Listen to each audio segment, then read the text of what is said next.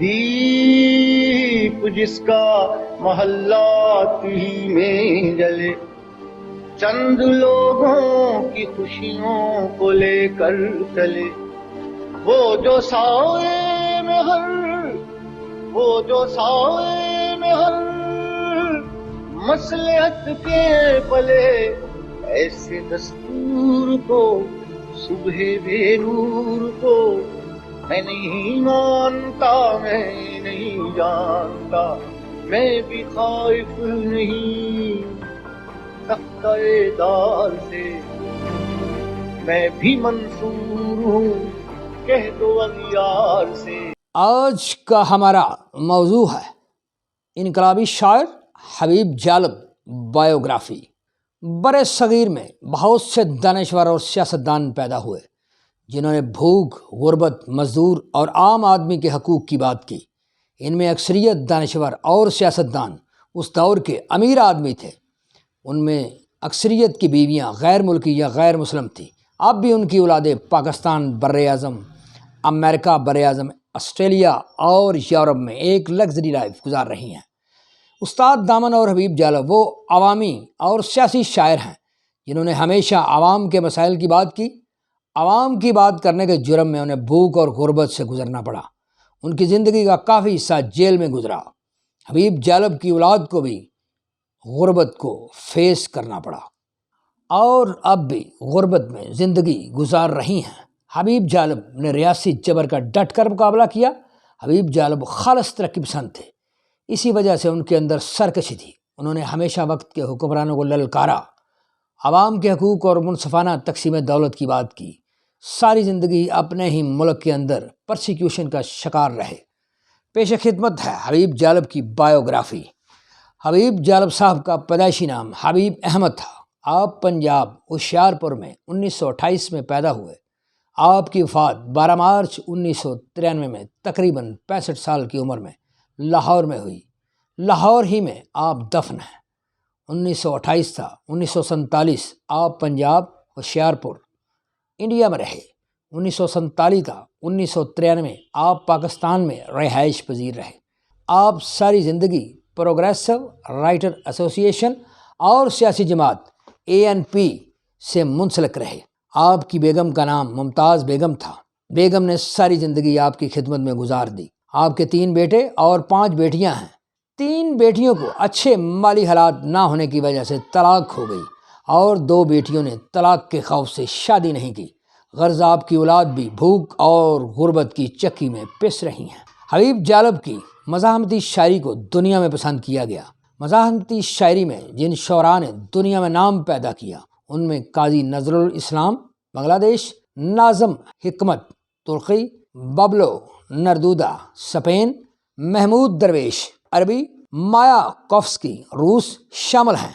हबीब जालब की वालदा राबिया बसरी भी एक इनकलाबी औरत थी। एक दफ़ा का जिक्र है कि वह अपने पोते और पोतियों के साथ अदालत में हबीब जालब को मिलने आईं। माँ ने जब हथकड़ी में बेटे हबीब जालब को देखा तो पुलिस से हथकड़ी खोलने की दरख्वास्त की। पुलिस ने हथकड़ी ना खोली, जिस पर हबीब जालब की माँ ने तरीखी अल्फाज कहे, ये मेरा बेटा है, ये शेर है, कोई गीदड़ लूमड़ नहीं जो भाग जाए। इसको सरकार या पुलिस का खौफ होता तो ये तुम्हारे हाथ ही क्यों आता। इसकी हथकड़ियाँ खोल दो, ये अपने वादे का पक्का है। इसने किसी को ज़िंदगी में आज तक धोखा नहीं दिया क्योंकि मैंने इसे हमेशा जागते में दूध पिलाया है। ये अल्फाज सुनने के बाद जालब की हथकड़ी और बेड़ियाँ अदालत के हुक्म पर पुलिस ने खोल दी। हबीब जालब साहब अपनी माँ जैसे बहादुर थे। उन्होंने हमेशा हिम्मत के साथ जेल काटी। 1947 में अपने भाई के साथ कराची में शिफ्ट हो गए। 1948 में कराची के मुशायरों में बाकायदा शिरकत शुरू कर दी। 1951 में आपने हारी तहरीक में शमूलियत अख्तियार कर ली। 1954 में हारी तहरीक के तहत एहतजाज किया और गिरफ्तार हो गए। 1954 की गिरफ्तारी उनकी पहली गिरफ्तारी थी। 1956 में अवामी नेशनल पार्टी में शामिल हो गए। 1956 में ही आपकी शादी मुमताज़ बेगम से हो गई آپ کی پہلی کتاب برگ آوارہ تھی۔ 1958 میں اپنی فیملی کے ساتھ آپ کراچی سے لاہور منتقل ہو گئے۔ 1958 میں جنرل ایوب خان نے مارشل لا نافذ کر کے اقتدار پر قبضہ کر لیا۔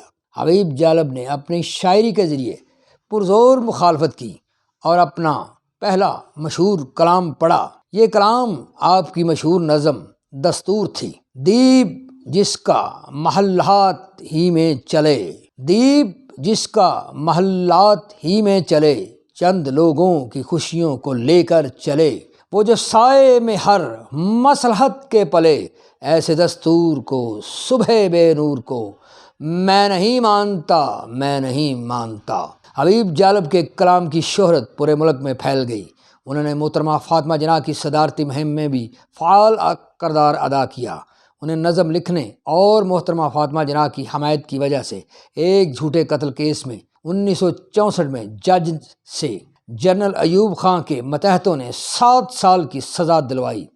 1966 میں حبیب جالب کی دوسری کتاب سر مقتل شائع ہوئی۔ جنرل یحییٰ کے خلاف بھی حبیب جالب نے کلمہ حق بلند کیا اور اپنا مشہور کلام لکھا اور سنایا، جس کا ایک مشہور شعر حاضر خدمت ہے۔ تم سے پہلے وہ جو ایک شخص یہاں تخت نشین تھا، تم سے پہلے وہ جو ایک شخص یہاں تخت نشین تھا، اس کو بھی اپنے خدا ہونے پر اتنا ہی یقین تھا۔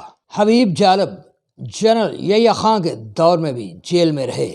ذوالفقار علی بھٹو کے دور میں بھی حبیب جالب نے 14 ماہ کی جیل کاٹی۔ جنرل ضیاء الحق کا دور ایک دہشت کا دور تھا۔ کوڑوں کی دہشت کی وجہ سے جنرل ضیاء الحق کے خلاف کوئی آواز نہیں اٹھاتا تھا۔ حبیب جالب نے جنرل ضیاء الحق کے خلاف بھی اپنا کلام پڑھا اور سنایا۔ اس مشہور نظم کا ایک شعر پیش خدمت ہے۔ ظلمت کو ضیاء سر کو صبا، بندے کو خدا کیا لکھنا۔ ظلمت کو ضیاء سر کو صبا، بندے کو خدا کیا لکھنا۔ پتھر کو گہر، دیوار کو در، کرگس کو ہما کیا لکھنا۔ حبیب جالب جنرل ضیاء الحق کے دور میں محترمہ بے نظیر بھٹو کے حق میں ایک مشہور نظم لکھی، جس کا ایک شعر پیش خدمت ہے۔ ڈرتے ہیں بندوقوں والے ایک نہتی لڑکی سے، ڈرتے ہیں بندوقوں والے ایک نہتی لڑکی سے، پھیلے ہیں ہمت کے اجالے ایک نہتی لڑکی سے۔ جنرل ضیاء الحق کے دور میں بھی حبیب جالب نے ہمت اور جرأت کے ساتھ جیل کاٹی۔ المختصراً حبیب جالب نے ایوب خان، جنرل یحییٰ خان، ذوالفقار علی بھٹو اور جنرل ضیاء الحق کے دور میں جیل میں رہے۔ حبیب جالب صاحب نے کئی مشہور فلموں کے لیے بھی نغمہ نگاری کی، جن کی تفصیل کچھ یوں ہے۔ زرقا، مس 56، ماں بہو اور بیٹا، گھونگھٹ، زخمی، موسیقار، زمانہ، خاموش رہو، کون کسی کا، یہ امن، قیدی، بھروسہ، الاسفا، پرائی آگ، سیما، دو راستے، ناگمنی، سماج اور انسان شامل ہیں۔ حبیب جالب کراچی پریس کلب کے ساری زندگی اعزازی رکن رہے۔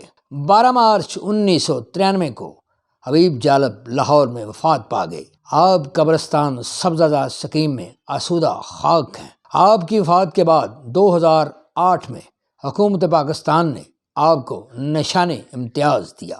Please like, comments, share and subscribe my YouTube channel TSC Tariq Search Channel and my YouTube channel TSC Tariq Study Channel Shorts. Thank you.